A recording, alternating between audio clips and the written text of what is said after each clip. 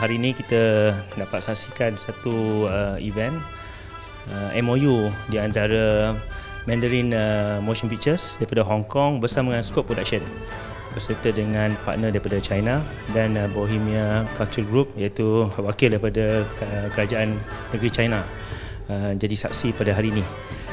So hari ini kita telah menyaksikan satu sejarah di mana satu syarikat besar Malaysia iaitu Scope Production yang kita tahu telah berjaya kutipan box office 70 juta Blood Brothers. Sekarang ni mereka tengah melangkah ke arah lebih ke hadapan dengan kerjasama bersama dengan Hong Kong untuk menghasilkan co-production movie yang akan datang.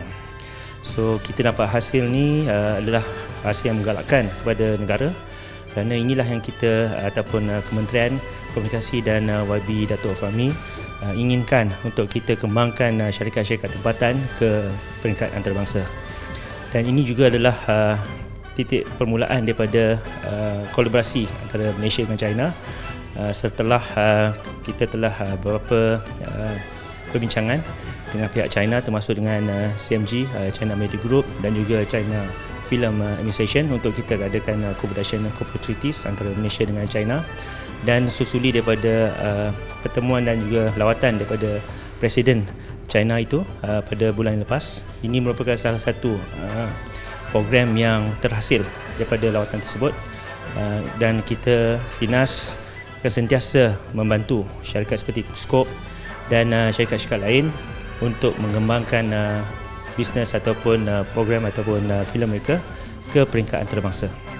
Dan kerjasama ni saya rasa untuk jangka pendek awal ni, dan mungkin kita rancangan untuk akan datang untuk kita dapat membuat filem-filem co-production antara pihak kita dengan pihak Hong Kong ataupun China sekalipun.